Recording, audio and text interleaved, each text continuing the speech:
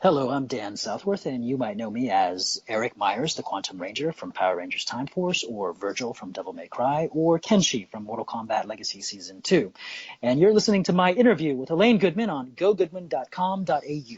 You've got a background in acting and martial arts with taekwondo, judo, and various others. What came first, acting or martial arts? I would say martial arts. I would say acting came first because I think the first sort of nuances that I exhibited that would be indicative of me having an acting career, of course, were the way I used to play as a kid. I used to, make believe all kinds of stuff throughout the house and in the backyard. And I can't tell you how many spaceships we created and designed by flipping the lazy boys over and how many home bases and lunar landing pods we sort of fabricated in our imaginations just by throwing sheets over the table and whatnot. So maybe that was maybe the acting came first in that sense. When you first started out in the entertainment industry, did you want to be an actor or a stuntman, or did both roles intertwine somewhat? No, I came out to be an actor first, and I happened to be very good at martial arts choreography and action, and so my stunt career kind of took off. And was that a surprise to you, or did you just go with it? I kind of went with it because when I first came to Los Angeles, I wanted to be an action star, and I figured I would go the route that Jackie Chan and Sammo Hung went, where they were stuntmen first, and then they became these action actors. As a stuntman, you obviously have to go through a lot of training to break into Hollywood. What kind of training did you do in your early years, and did you have a mentor to try and teach you what you need to know to get into Hollywood? I started out as a competitive martial artist, and one of the things that I competed in was self-defense, and that's where you sort of show how certain self-defense techniques might work against 2, 3, 4 attackers with or without weapons. And basically what that is stage choreography, staged choreography for the audience and for the judges. And you try to make it look as real as possible. So you take, there's a lot of stunt aspects to it. And I think that because of that, by the time I came to Los Angeles, I wasn't just a martial artist with a martial arts skill set. I had actually done choreography in the sense that I had to make it real and perform it. So there was that, and then I've been doing gymnastics for a long time, recreationally. I wouldn't call myself a gymnast in the sense that I was at any kind of skill level like you might see when you watch the Olympics, but I could do a lot, and that lends itself to action. Having aerial awareness as you're flying through the air and landing on your back, and how to land on your back and land in positions that look dangerous, but allow you to get up and do it again. And sometimes it hurts, and you got to get up and do it again. So there's an element of toughness there that you have to have. Definitely not a lot of guys who even aspire to be stunt guys can get out there and throw themselves into things and get hit by stuff and get up and do it again so easily. And that's where you find out what you're made of. So there's no real stunt school here in the United States. There are stunt guys that on their spare time try to teach schools, but mainly the way it works in the stunt industry is it's kind of an apprenticeship program. So you come out and you train where all these stunt guys train, and in training with them, they sort of can see what you're made of, and you try to do a very careful dance between not showing off too much and being political, and also just working out and trying to get the guys to like you. And mainly they like you if you're not full of shit and you're good at what you do. And so that's sort of the weeding out process. And then what they'll do is one or two of them will take you under their wing and introduce you to more people and perhaps opportunities to work. And then, of course, your first day on the job is another moment to prove yourself by doing the job and doing it as as easily and efficiently as possible without any drama. Those are very important things to the stunt community, the subculture that is and are stunt people. So along that way, a coordinator might really like you, and coordinators always need guys that they can call on a regular basis that they trust, especially guys to help them out. And I got lucky that one of Jackie Chan's choreographers happened to come along at a time when I was around doing what I was doing, and he needed my help, and I was sharp enough to help him. It takes more than just being a guy who's thick-skulled and thick-skinned and can fall off the top of a building without, breaking something. You actually, when you start co-coordinating or helping out a coordinator, you've got to use your smarts a bit. You've got to have a little bit of tact in dealing with actors. Actors can be very temperamental, and rightfully so. I mean, they have their own whole set of issues that they've got to deal with while they're on set. Some of it is when they're working with you and they're learning how to do all this physical action for the first time in their lives. Some of them. And they're trying to make the character believable at the same time. So that's quite a bit to have on your plate, even as an actor. And you have to be, as a stunt assistant or coordinator, understanding of that. You've got to be understanding of what the director's goals and mission is. And a lot of times that doesn't align with you giving them the best possible choreography. Sometimes it's not what they need to see. So you sort of have to be really aware of what's going on around you and what the needs of the production and the people are around you, and sort of find a way to bring all that together and fit. And that takes a little bit of awareness outside of just being a dumb hulking lunk of meat and bones, right? And a lot of stunt guys are a lot brighter than you might think, especially nowadays, because they often take that track where eventually they want to coordinate and direct, some of them, and even produce. Some of them produce and direct. What about, I guess, a big part of fitness and being able to move around freely is diet. How old were you when you started focusing on your diet to get into Hollywood, or had you always been kind of a healthy teenager? No, I used to eat quarter pounders with cheese and ultimate cheeseburgers from Jack in the Box and pizzas, and I don't think I really got a handle on what a good diet was until I hit my 30s, and it became extremely necessary to understand how the diet works, because my metabolism was starting to slow down. And who taught you that, or did you just learn on the job, just start eating green? I took the initiative on my own. I in high school and college, I always enjoyed the sciences, so I had a little bit of an understanding of biology and chemistry to begin with. And so I just paid more attention to what I was doing. When I was in high school, I was a wrestler, and I was cutting about 10 pounds every week to make weight. And when I was a fighter, a full contact fighter in Taekwondo, I went the opposite way. I made weight very easily. I didn't have to lose weight. So, but what I was doing was cutting it in water weight, which a lot of kids at that time wrestling were doing. They were just cutting water weight. Now I'm hearing about how some of the high school athletes are much better informed and more aware of how to diet properly. But back then, we would just put on a plastic suit and try to shed 10 pounds of water weight. And of course, the consequence of that is you go into competition and you muscle cramp and you're dehydrated, so you're not you don't have the energy that you need. Of course, the proper way to do that is to do it over a longer period of time, so that you can maintain that weight and strength. But so having that as an experience to begin with, I knew exactly what not to do. And then I just paid attention to articles I would read.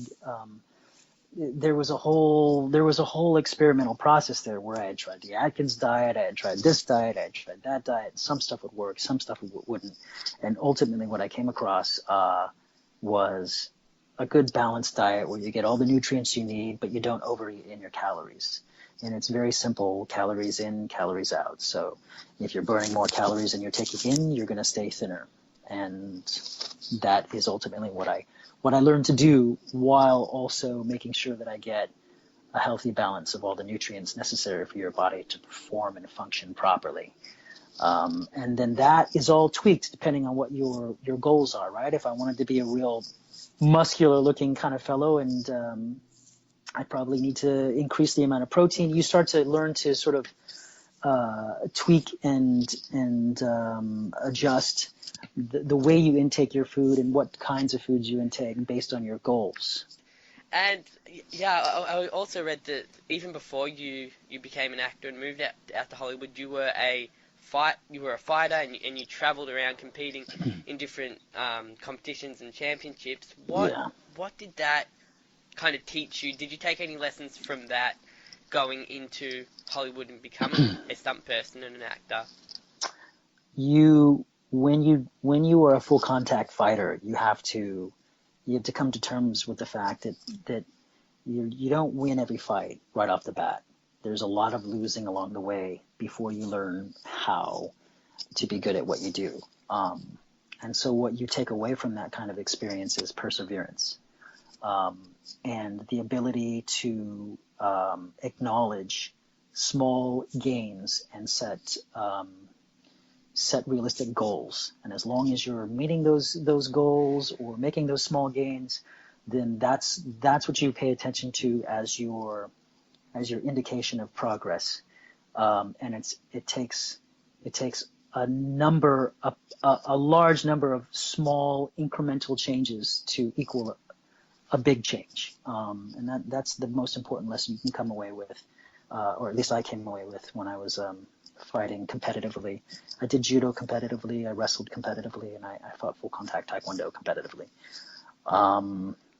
And those were the things I came away with that I was able to apply directly to my career so far out here, because you'll run up against a lot of people who will tell you any number of things as a reason why they don't think you're going to do what you need to do, or any number of things that's wrong with you, and you can't always take what they say and give it so much value, because a lot of times it's their own insecurity that they're projecting onto you, or their own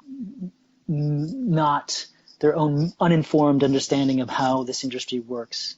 And sometimes it's the truth, and you've sort of got to figure out for yourself, well, if it is the truth, then what do I need to go, and how realistic do I need to devote my attention to whatever it is that needs to be changed and worked on, And so there's a lot of really sort of deciphering the information that you get out here, and what you need is a good strong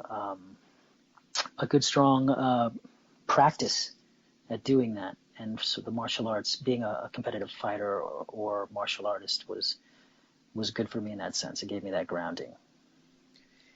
In 1996, your first role in a film, you got your first role in a film called Looking for Bruce, and you jumped into television roles in 1999, but your next film role didn't come till 2001. So why the big gap? Which was the film role you're referring to in 2001? I can't remember off the top of my head. I saw on IMDb that there was a big gap between movies, and you did a couple of TV shows in the middle. You did a few TV shows in the middle. There are a number of films that I did that went straight to video during that period that are probably not on the IMDb. Okay. I think most of them are. There was also a period where I was working primarily as a stuntman and less as an actor. The difference between and I consider that period the 1995 to about 2000. 2000 I did Power Rangers, by the way, and then 2001 was when I worked on a movie called U.S. SEALs. So in between then was a lot of working, training as an actor, learning to act by, going and studying the acting process, working on films as a stunt guy. I think I worked as an extra during those years just to get an idea of what it was like on a set, because my first film, Looking for Bruce, was an independent film that was non-union. I believe it was non-union, and I was immediately hired as a principal actor. So I had no real set experience, and I needed to go get some. So during that period, there was a lot of that. There was a lot of working odd jobs. I remember working 3 jobs at a time. I was bouncing at a nightclub during those years so I could pay the bills. That was all a time when I was just being able to establish myself,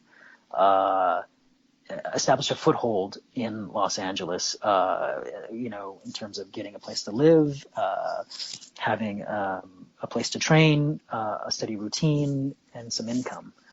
Something cool I found out about you was that you were involved in the Power Rangers franchise since the mid-90s. You played the Black Ranger in the stage Yeah. show that went around the world. So before I ask my question, I just want to say thank you for making a 6-year-old me cry. I remember going to that show and walking out. Mum had to take me out halfway through because I was in tears because of all the loud bangs and stuff. I wish I could have Oh, seen it a few years later, and I would have so loved it. it wasn't because I fell off the stage, right? I think I did that once or twice in Australia. Really? No, I don't remember that. I just remember all these loud bangs, and it just scared the Yeah, crap out of me. that was the MCA production of Power Rangers, the live stage show, and that was a huge production, huge production. So how did you get involved in that? Because I heard, yeah, you auditioned for Power Rangers as the Black Ranger, but did you move straight from there into the stage show? Was there a connection between Saban and the No, stage show? no, it was completely unrelated. I moved to Los Angeles after screen testing to give acting a shot, and I heard about this live stage show audition, so I went to it. It was Anita Man Productions, and I had a lot of stage performance experience in terms of the martial arts demonstrations I would do, and they were looking for somebody who could do that in a suit. So I just happened to have the right set of skills for such a inexperienced performer at the right time. Something like that came along, and I was booked for it. So that was a very good experience. And something that was really really silly in my opinion, but kind of I guess smart, was that you were in the suit, but it was Johnny Youngbosh's voice that was doing your lines. So Yeah, all you had to do was move around in the suit. You couldn't really a open your little, mouth or anything like that. yeah, no, a little salt in my wound on that one.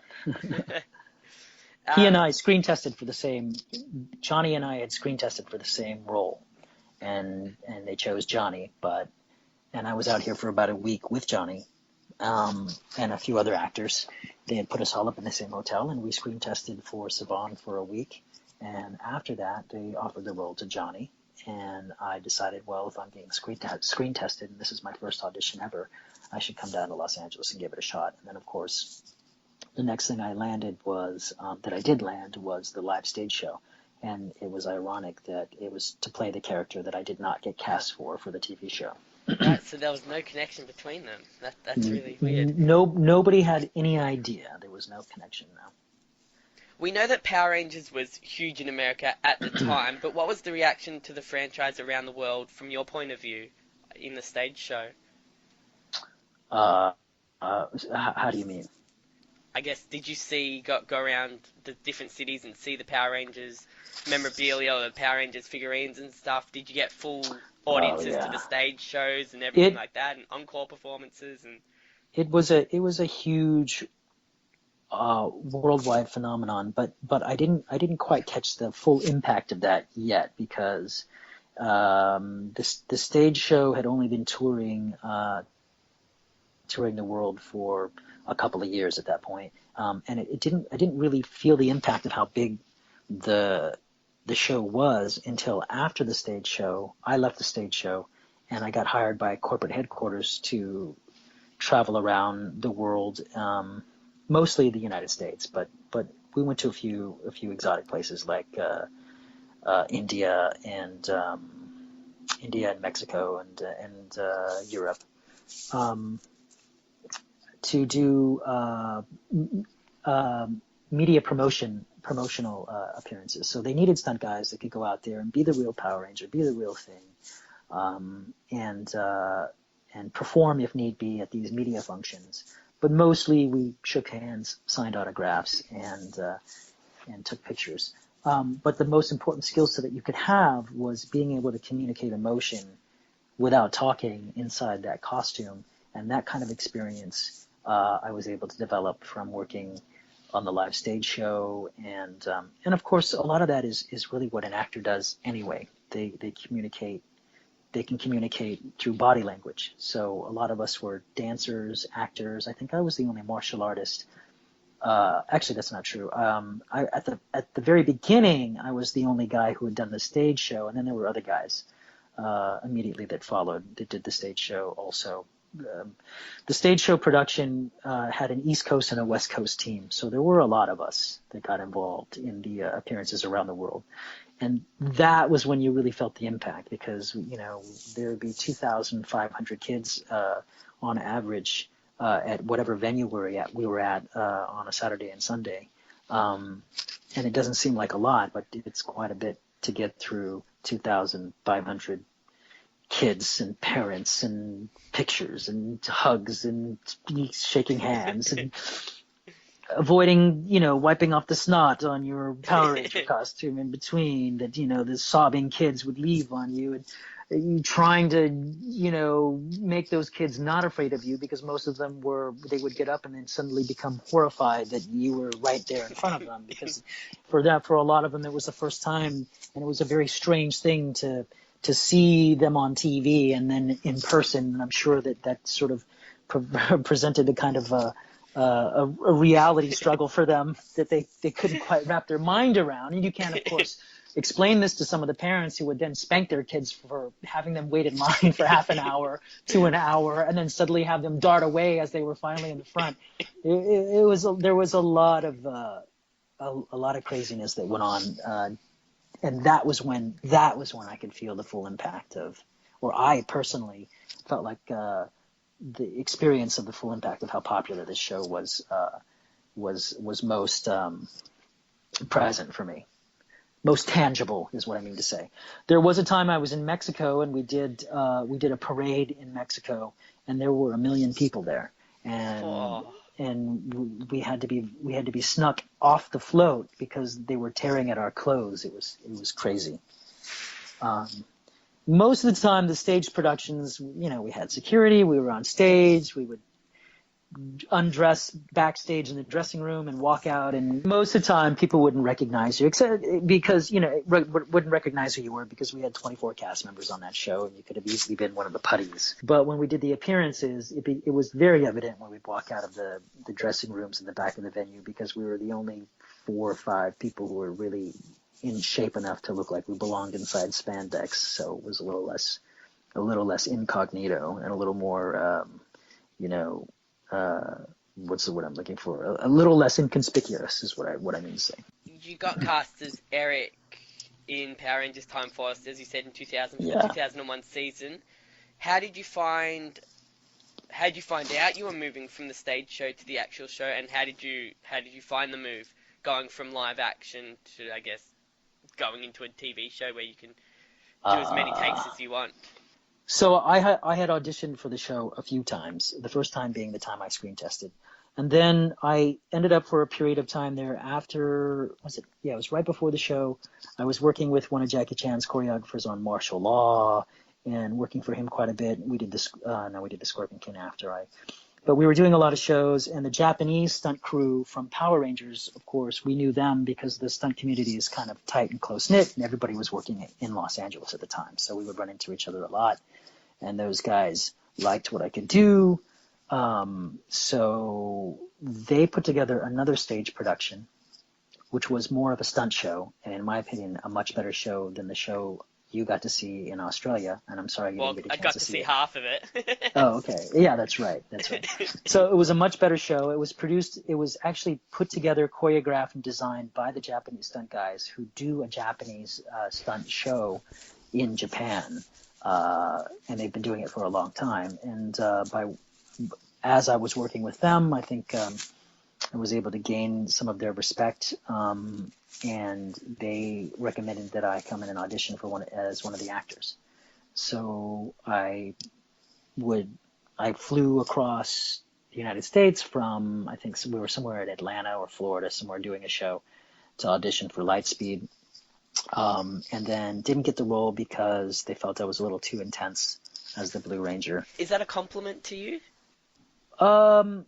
It depends. At the time, I didn't know how to be anything but really intense. That was just my one color as an actor. So, you know, any kind of rejection never feels good. It doesn't matter if it's a compliment or not. They could say, "No, I'm sorry, you're just too good for this." It still feels like rejection. But when the show ended, I was able to find work on the television show, the Power Ranger show, as a stuntman because they liked my work, my action work. And then I actually worked on Time Force for about the first 2 or 3 weeks as a stuntman, and I was a cyclobot in a few of those scenes. I'm actually in there, and then they decided to give me a shot at the Quantum Ranger. So I kind of knew it was all coming, but when I auditioned for the Quantum Ranger, I just thought it was going to be, you know, a guest star kind of role where this sixth ranger comes in for about 2 or 3 weeks, and then they find a way to get rid of him. I didn't realize it would actually be the sixth ranger for that season until I booked the role, I think. I think it was my first day on set where I thought to myself, wait a minute, this is quite a bit of a storyline. I think I'm actually the sixth ranger for this season. I'm not just some guest ranger that they're having on. So the intensity is a good thing now. and the intensity, and so I think that it was again a luck of timing and for my particular skill set at the time, and it worked out. So Eric, as you mentioned, came in about a third of the way through the season. Did you Yeah. know that they were going to introduce a sixth ranger from the start, or was that, I guess, a spur of the moment decision for them? No, For you? that's a part of their formula. That was their plan. I didn't know that. I didn't understand that until I started seeing the scripts and realizing that the character's story arc is pretty well entrenched in the show. And then later I realized that that's their formula, and that was the plan all along. I heard in an interview where you said you looked at some of the fan forums and found out the fans didn't like your character on Time Force. As a professional actor, does that make you feel rejected, or that you're actually playing the character well and people are responding the way you want them to? Well, I don't know what somebody like somebody who's seasoned, like say a Liam Neeson might feel about it, or a Robert Downey Jr. But at the time, and I can say that every actor in their very beginning of their career is offended, is hurt when the audience hates their character, unless the audience is supposed to hate their character. I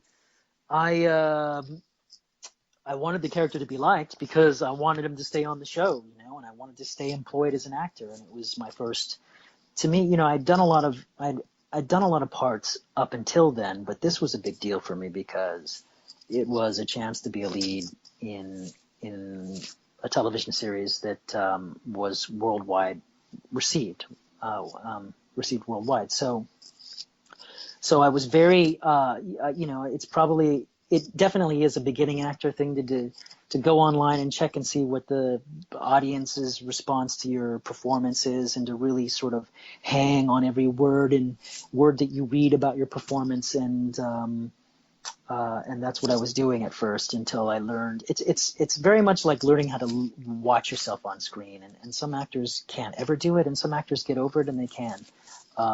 And that was kind of what I had to learn to do, was just to look past what I was initially seeing, and just kind of use that as a guide for how my performance was being received, and nothing more. Not a critique of my performance, but how my performance was affecting the audience, which is eventually, I think, what I did. And I know this sounds like some very serious actor talk for such a simple show as Power Rangers, but I took the job seriously. You know,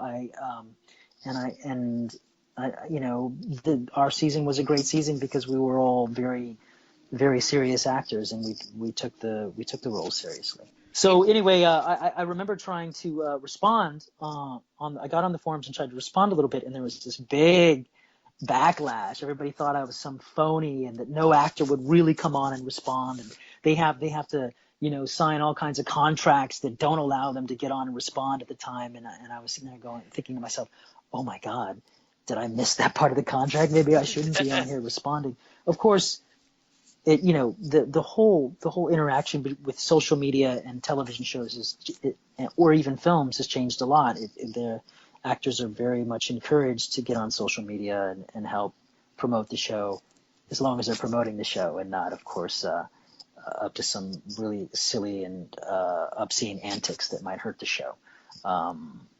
And usually we're encouraged to do that before or after filming, not usually during filming, and we're not usually allowed to take pictures of the show while we're on the show and tweet those for good reason. But that all sort of awareness came along much later, and so it might have been a different experience if we had replayed all of that again in this time, here and now. In 2009, you worked on Avatar as a motion capture actor and stuntman. Being the highest grossing film of all time, what stood out to you about this film from a production side compared to your other credits? James Cameron is what stood out. I thought he was great to work with. It was the first time I had worked with a director that really wanted to. It felt like he really wanted to hear. And I believe it was genuine. The reason I say that is because some directors may be genuine, but they don't come across that way. But James Cameron was very genuine in that he wanted your input.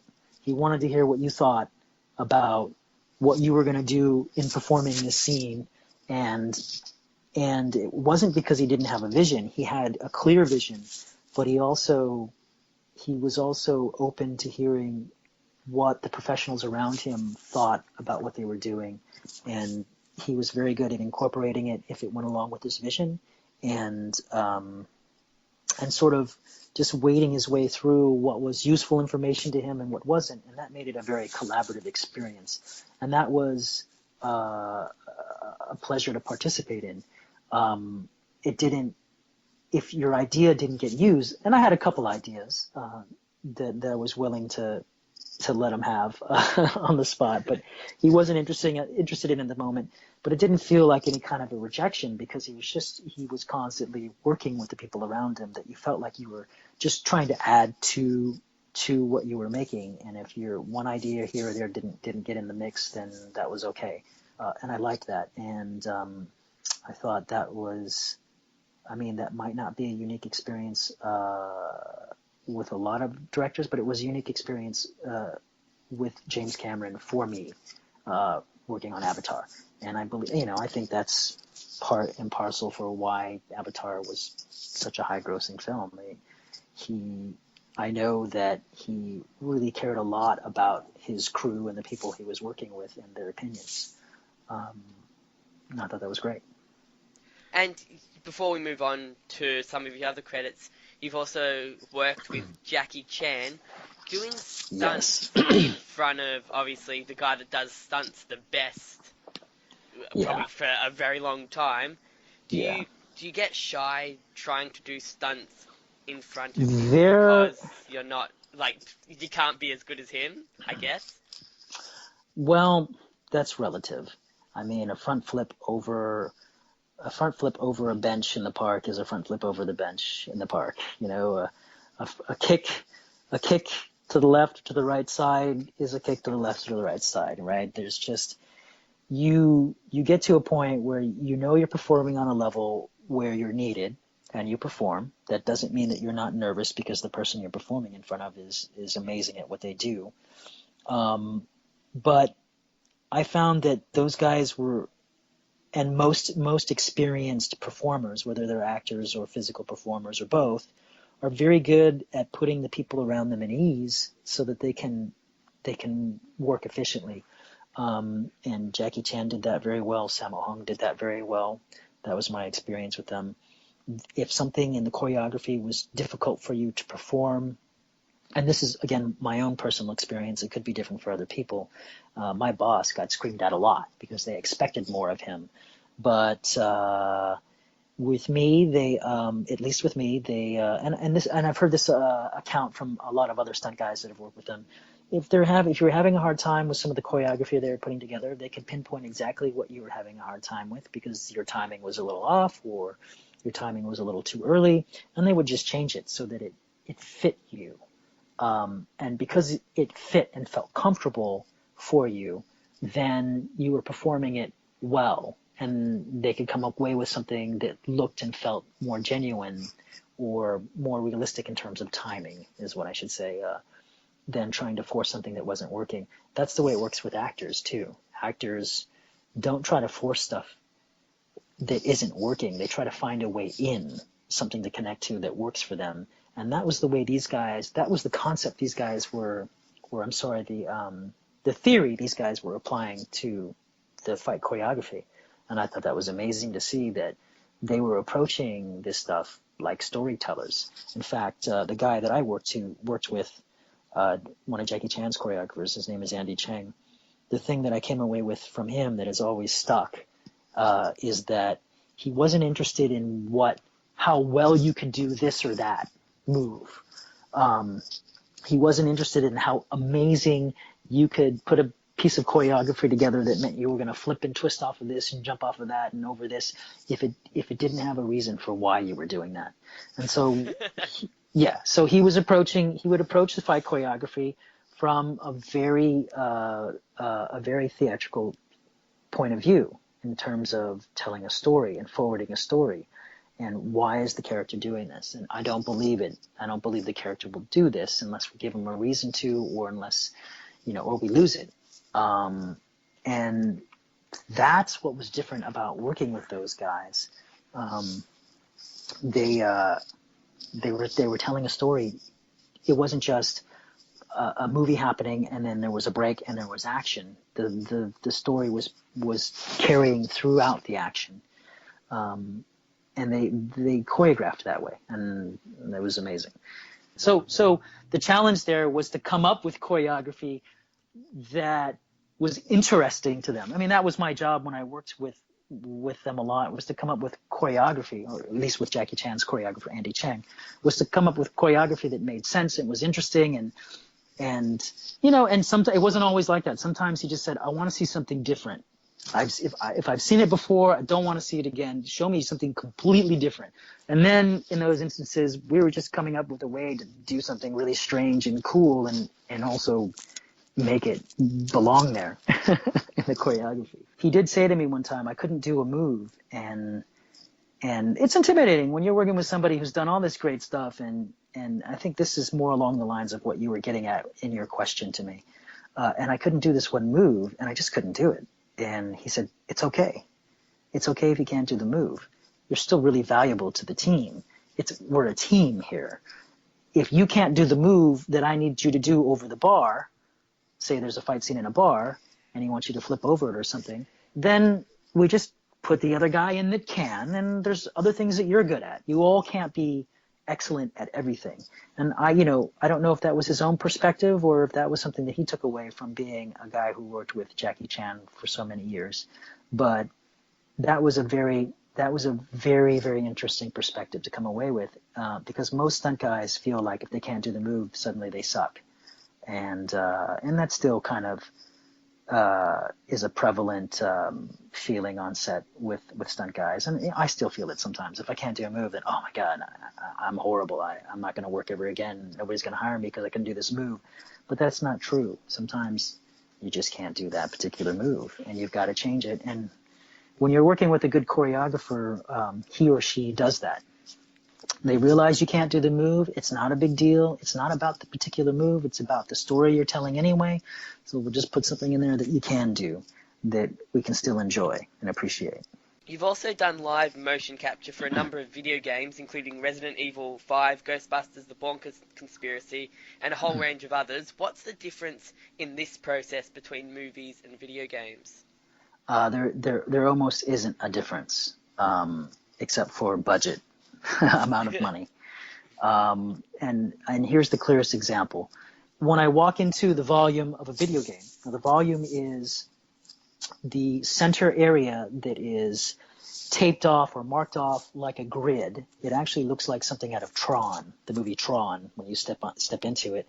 And it's a grid so that the technicians behind looking in the monitor can actually section off portions of the area. And when I say the area, it's the area that the cameras can record, or the volume. So you have 150 cameras all up on truss and rail all around you, and all of them are pointed directly at you. And every single inch of that volume, that area that's marked off, is seen by 2, 3, or 4, maybe even 20 cameras at a time, so that when you're moving around, the computer can process a 3D image.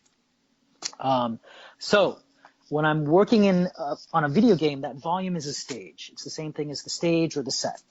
And when I'm stepping into the volume of a video game, usually they have sawhorses, wooden crates, old tumbling mats, boxes, chairs, and all those things are very often taped together, screwed together, nailed together to create whatever spaceship they want you to be able to imagine that you're going to play in or on, right? It's very much like taking it back to the days of being a kid and grabbing all the furniture out of the dining room and piling it onto each other, and this is the mothership, and crawling in the holes and finding little compartments to be, the cockpit or whatever room of the space station in your mind you've created. It's very similar to that.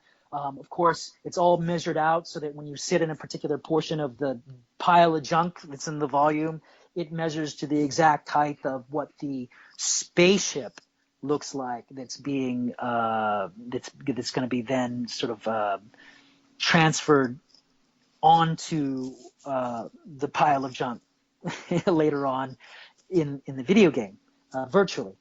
So when I stepped on to James Cameron's set, there was no pile of junk sitting there in the volume. There was an actual scale model fiberglass rendering of the dragons that the actors were supposed to be flying around on in Avatar, so that he could get close-up shots of these actors on these things and that they would feel like the real thing. There was all of the stuff was made out of this really heavy-duty chicken wire kind of stuff, but there was a scale model of the space shuttle cockpit where the controls were exactly where the controls would be, and things were marked off where certain buttons would need to be that they were going to push, and it felt like they were in the cockpit of the space shuttle or whatever spaceship they were in. Whereas in the video game world, it'd be two wooden boxes and we'd be sitting on them pretending that we were inside the spaceship. So he did a few things on Avatar to sort of help inform the actors of their environment and give them something to play off of, which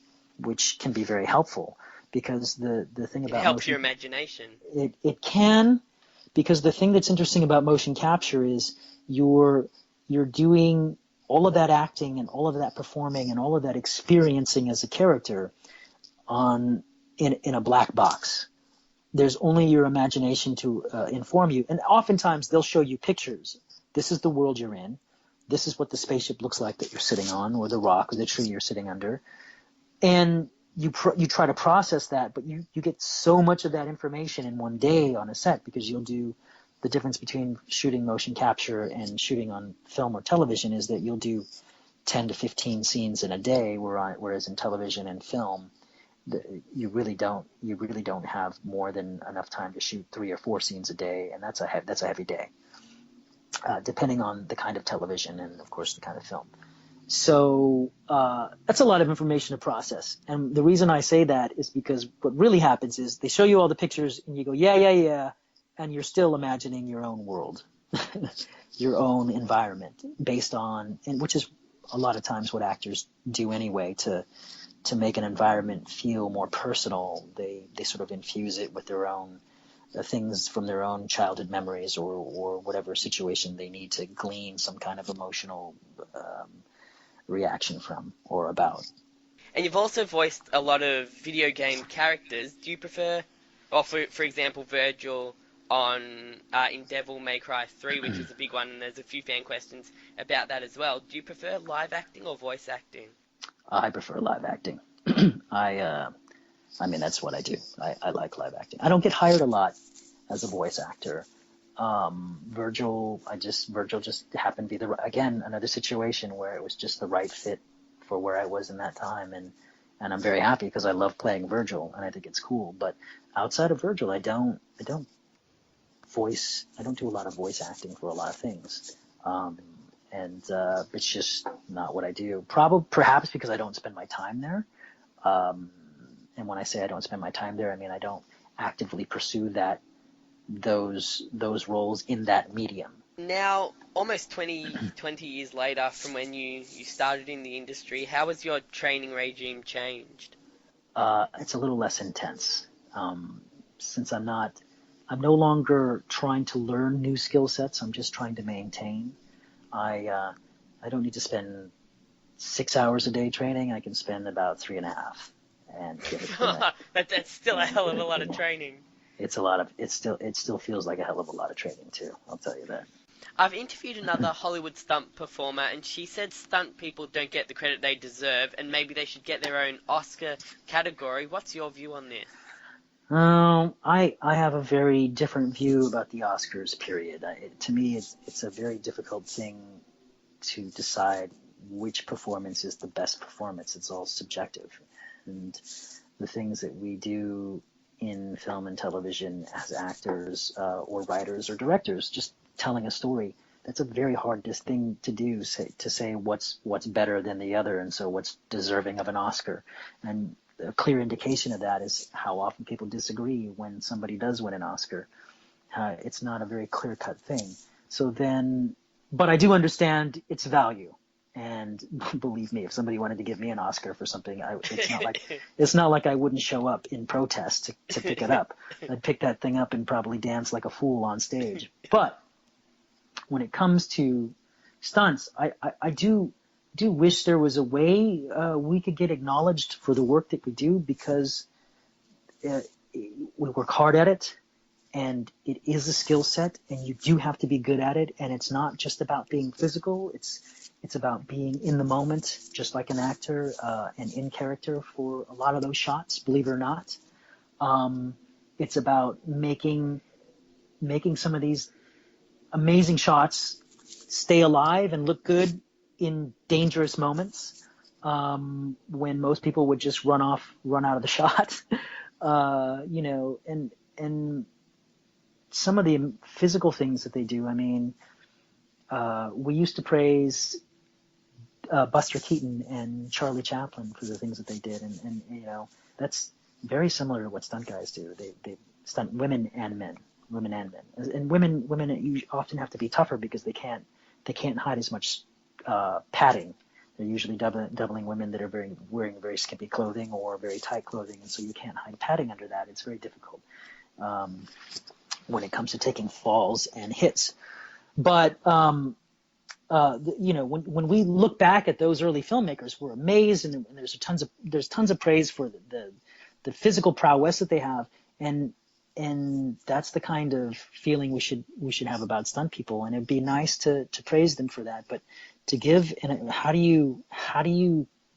many categories would you have to create just to give an Academy Award to a stunt person? There would be fight choreography, there would be car driving, there would be things like high falling and fire burning. There would be things like, the motorcycle riding, wire work.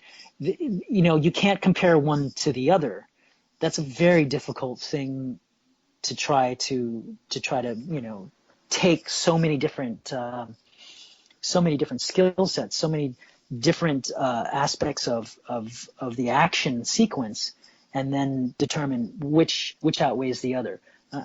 I think that's why you haven't seen that yet. I'm not against finding praise for what it is we do, because it's well deserved. But how do you do that? That's the question, and I'm not sure an Academy Award is going to be fulfilling enough for the people who are up for them. When you got a driver who's up for an Academy Award against a fight choreographer, against a wire rigging guy, they're apples and oranges. So I wonder about how fulfilling that would be for the people who are there. I'm sure nobody would complain, and everybody would say, Dan, shut your mouth. You don't know what the hell you're talking about, because it would be nice just to be up for one, and I don't care if I won it or not. And I can't argue with that. Now you're on the convention circuit. What do you like about the convention circuit and getting to know all the older Power Ranger actors and meeting all the fans that were 10 years younger when you were on the show? Well, what I like about the convention circuit is precisely the fans.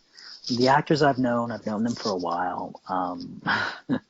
Some of them are a little quirky for me. Some of them are a little eccentric for me.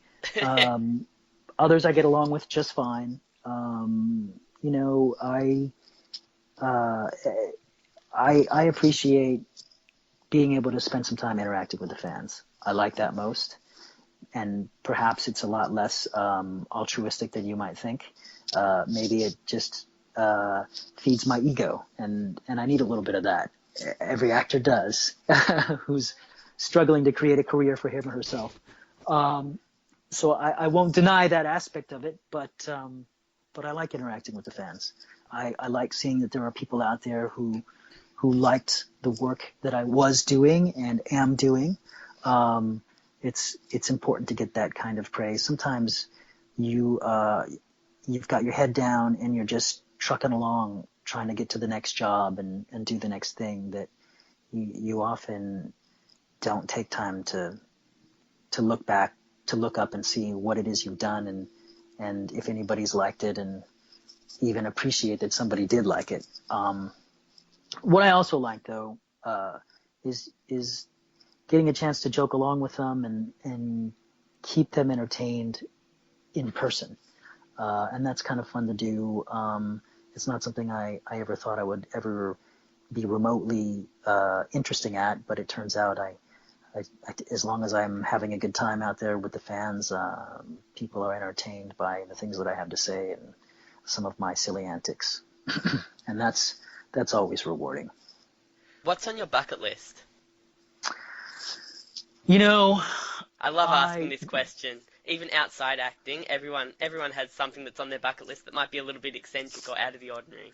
now I think I've pretty much taken care of the most eccentric things that could be on a bucket list, and the rest I've thrown out. I'm not interested in anymore. I can't really say offhand that I've got one, except to continue what I'm doing and hopefully get to a place where I can make some of the stories that I want to make and tell, and you know, make a good living, continue to make a good living doing this. And before we get into the fan questions, what are your social media accounts? Where can people find you and interact with you? You can find me at Dan underscore Southworth. I think that's an underscore. For Twitter, that's my Twitter account. And I believe it's Dan underscore Southworth for my Instagram account. And then you can also, the official Dan Southworth Facebook is another place you can find out what's going on and see the silly things that I'll put up every once in a while, just to keep people interested in coming and looking at what I'm doing. Now, some fan questions. Let's get through these because Yeah. I know you've got to go soon. So, Aaron from Baldwin Park, California, wants to ask: has he ever thought about, or has there ever been a possibility of him returning for a future season of Power Rangers or current one? I would say that's up to the producers who were producing the show. Okay. Jacob from Brisbane, all the way over here in Australia, wants to know, what did you like about being the Quantum Ranger? I liked being the baddest ranger there ever was. Even badder than Tommy? I don't know. I guess so. I guess so. Cody from Huntsville, Alabama, wants to know, what's it like being a part of a show with such history, and did you ever expect, even with your season being the 9th season, that it would go past the 20-year mark? I feel incredibly lucky to have been able to be on a show that has such a long history and following and fandom. I never thought in my career that I would get a chance to do such a thing. So, and to have done it so early, almost leaves me feeling like there's nothing left to aspire to. But like I said, I feel lucky to have been able to be a part of this, and I knew the show had been around since the 60s in Japan, So it didn't quite surprise me that the show's still running 20 years on, as much as it might have surprised a few people who didn't know what the hell this thing was with these kids in these rainbow-colored spandex tights was when it first appeared. Skylar from Jackson, Tennessee wants to know which crossover episodes are your favorites. Um, I liked the Wild Force Time Force crossover because Jason and I were a little more seasoned as actors and a lot more relaxed, and we had a lot more fun. And when we did that crossover, I found myself wishing that he and I could have done some more episodes together, just because we were having such a good time and we played off each other so well, and we still do, as you can see in the social media, and so much so that I tried to get a show created with him and me, and it didn't hit. But that's not to say that something can't in the future. And I'm still trying to actually get something that I think the Power Ranger fandom will really appreciate done. The working title right now is called Full Power, but we're up against a few obstacles that may or may not allow us to see it all the way through. And if we're able to see it through, it will be with Jason Faunt, because I like working with him so much. And that's why I liked working on the Wild Force crossover, because we got a chance to have put our insecurities aside as young guys acting for the first time on a show, and actually appreciate working off of each other and enjoy the work that we were doing together. Kelsey from Bradford, Pennsylvania wants to know which one of those suits, because you used to be a stunt actor, because you're a stunt actor and used to be on the stage shows, which one of those suits did you like to wear the most? Any one of the suits where the visor was full-faced. So, for example, the Zeo helmets were the worst because you had poor peripheral vision, especially the Star one. You couldn't see very well. Whereas the, which one was it? Lightspeed Rescue ones were great because they were full-faced. The Time Force ones were okay because you had enough of a visor that you could see. So, again, any one of those where you actually had enough visor to see through so that you could do the tricks and flips and kicks without accidentally smacking some poor kid's mom in the face. Those were my favorite. Joseph from Indianapolis, Indiana asks, does he think the Q-Rex can still eat the Dragon Zord for lunch? I thought we settled that one already. That's it? That's it? You're not going to indulge him? No, I think that's it. I mean, I know there were a few bones left over, but that was settled. Shane from Penrith, South Penrith, Australia, which is in New South Wales, asked Daniel what was his favourite episode of Time Force, and did he watch Power Rangers before he got the part on Time Force? Yes. Yes, I did watch Power Rangers before I got the part on Time Force, because it was a new and interesting action show. And also, I grew up watching Ultraman and Spectreman and Godzilla and Rodan, and this show had so many elements that were so similar to that it was intriguing to me. So in a way, I was kind of a fan before it even got on the air of that kind of stuff, just because I grew up with that kind of stuff.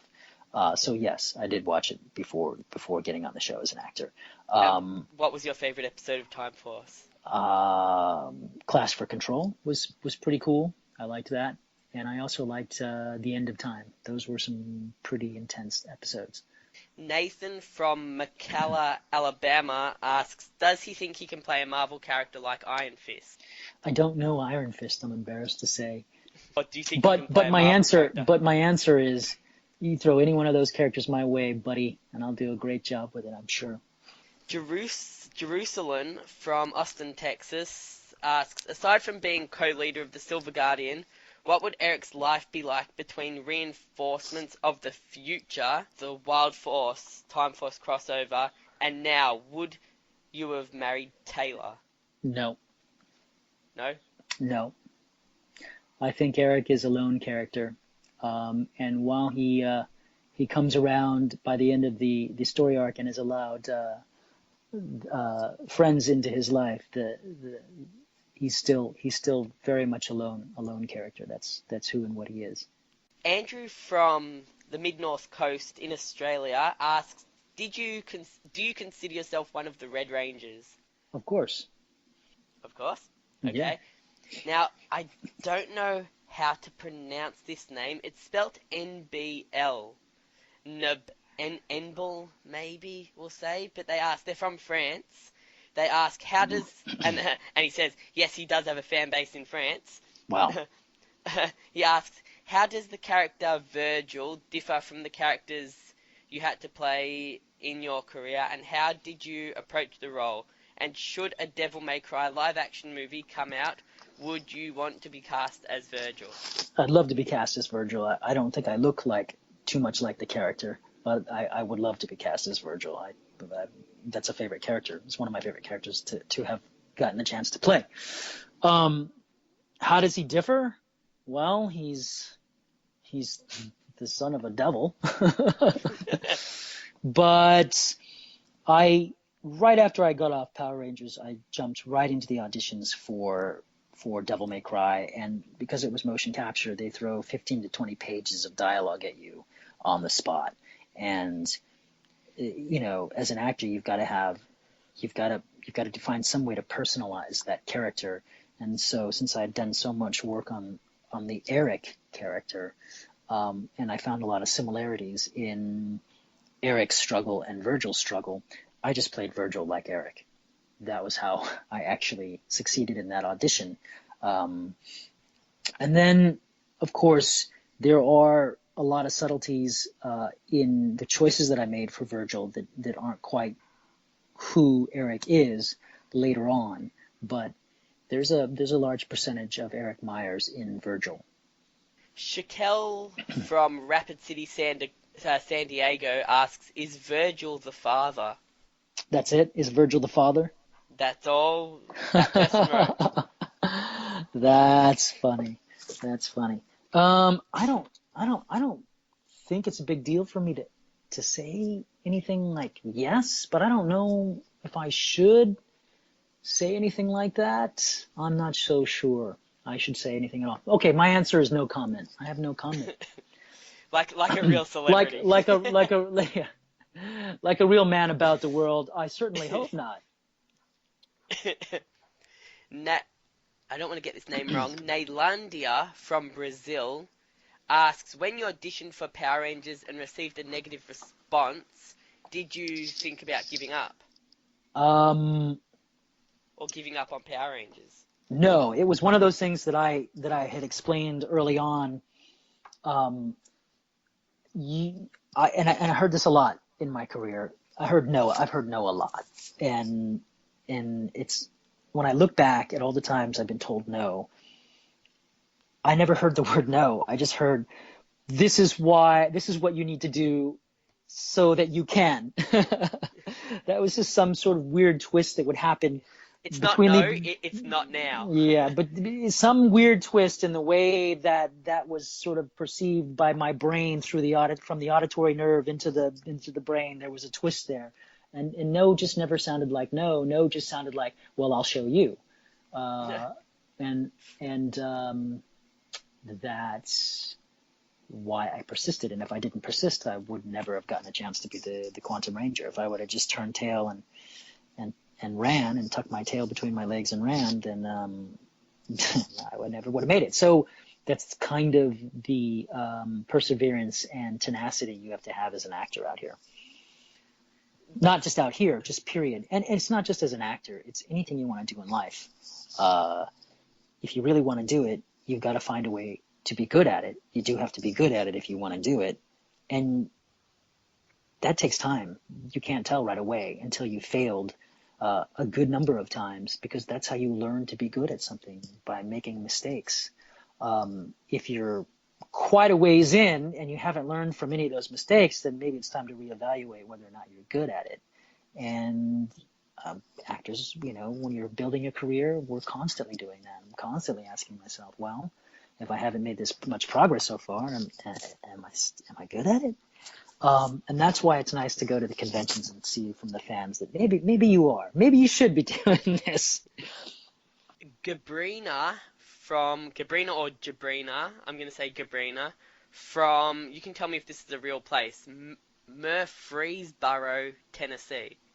I have no idea. Okay. Well, this person asked, I'm not confident enough to give this person a gender. If there was ever a live action movie of Devil May Cry, who would he want as Vergil, and would he want to be in it as a cameo? Who could be a good Vergil? I really haven't given much thought to that. Well, anybody who's plays the character well and embodies what the fans love about the character so much would be fine with me. And that could be a number of actors. And of course, I'd love to do a cameo. That would be fun. Andrea from Arlington, Virginia asks, what is your favorite characteristic about Vergil, and how would you compare yourself to him? My favorite characteristic about Vergil is his voice, and I would compare myself with him as the voice. Quentin from Knoxville, Tennessee asks, any new projects coming up? Would love to know what to keep a lookout for. Yeah, and if so, would love to know what to keep a lookout for. So any new projects coming up? Hunted. I have a film coming out called Hunted, and at least that's the working title. And it should be finishing up in the next 2 months, I hope. It's had a long post-production process because of the amount of CGI that's involved in finishing the film, and I think it'll be a very entertaining film. So that's what to look out for. I think you guys will really enjoy it. It's pretty kick-ass. And there's one more question. My name is Beatmatic from New Jersey. Have you ever been in New Jersey, and have you heard people say you look like the wrestler Dolph Ziggler?